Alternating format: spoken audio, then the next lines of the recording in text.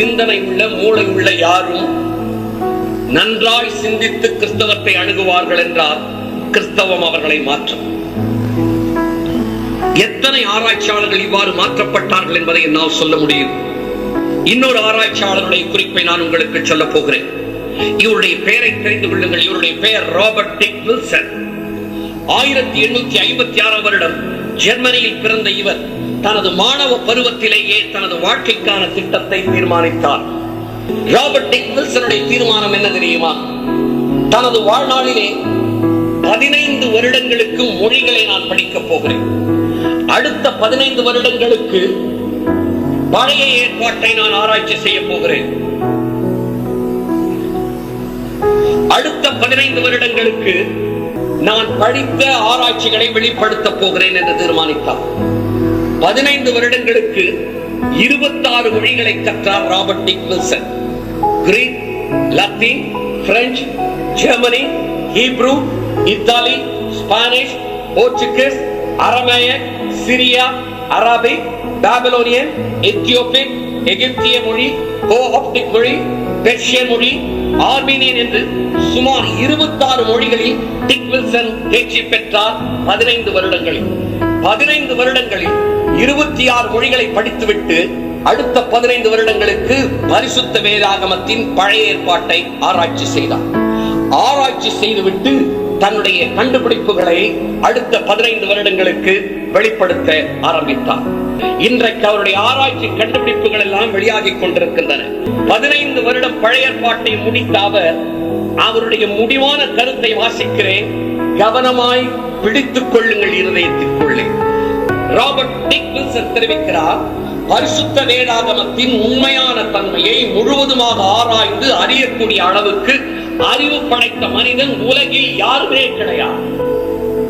இந்த முகவுரையோடு சரித்திர சான்றுகளை நான் அளிக்கப் போகிறேன். பரிசுத்த வேதாகமத்தின் சம்பவங்கள் சரித்திர பூர்வமாக நிறைவேறுகின்றவை. உலகத்தின் தலைவிதி இந்த புத்தகத்தில் எழுதப்பட்டிருக்கிறது. ஆகையால் தான் அமெரிக்க ஜனாதிபதியாகிய ரொனால்ட் ரீகன் தெரிவித்தார், உலகத்தில் நம்ம எதிர்நோக்கி இருக்கிற எல்லா பிரச்சனைகளுக்குமான பதில் பரிசுத்த வேதாகமத்தின் 2 அட்டைகளுக்கு நடுவே உண்டு. அதற்காக நாம் அதில் பார்க்க வேண்டும், அவ்வளவே என்று சொன்னார். ஜார்ஜ் வாஷிங்டன் சொன்னார், பரிசுத்த வேதாகமும் தேவனும் இல்லாமல் தேசத்தை சரியான முறையில் ஆட்சி செய்வது இயலாது. ஜார்ஜ் வாஷிங்டன் சொன்னார், பரிசுத்த வேதாகமும் தேவனும் இல்லாமல் தேசத்தை சரியான முறையில் ஆட்சி செய்ய முயலாது. நமது பாரத தேசத்தின் தந்தையாகிய மகாத்மா காந்தியடிகள் சொன்னார், பாரத தேசத்தின் தந்தையாக கருதப்படுகிற மகாத்மா காந்தியடிகள் சொன்னார், எத்திசையில் செல்லுவது என்ற முடிவெடுக்க முடியாத சந்தர்ப்பங்கள் எனக்கு பல சமயங்கள் உண்டாகி இருக்கின்றன. இந்திய ஜனமே கவனியுங்கள், நமது தேசத்தின் தந்தை வார்த்தை, எத்திசையில் செல்லுவது என்ற முடிவெடுக்க முடியாத சந்தர்ப்பங்கள் எனக்கு பல சமயங்களில் உண்டாகி இருக்கின்றன, உங்களுக்கும் உண்டாகி இருக்கும். அப்போதெல்லாம் காந்தியடிகள் தெரிவிக்கிறார், பரிசுத்த வேதாகமத்தை நோக்கியே நான் திரும்பி இருக்கிறேன். பரிசுத்த வேதாகமத்தின் புதிய ஏற்பாடு கூறும் வார்த்தையிலிருந்து என்னுடைய சூழ்நிலைக்கு தேவையான பலனை நான் பெற்றுக்கொண்டேன். அல்லேலூயா, அல்லேலூயா. பரிசுத்த வேதாகமம் தான் எத்திசையில் செல்லுவது என்று முடிவெடுக்க முடியாத சந்தர்ப்பத்திலே மகாத்மா காந்தியடிகளுக்கு வழி நடத்தினதா.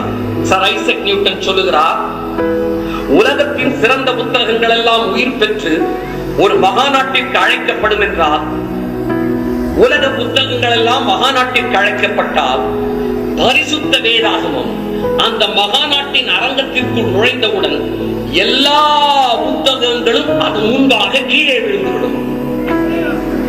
ஆனால் வருத்தப்பட்டால் சர் ஐசக் நியூட்டனிடம் போய் வருத்தப்படும். அவர் சொன்னது நாம் சொல்லவில்லை. சரித்திர ரீதியான புத்தகம் பரிசுத்த வேதாகமம்.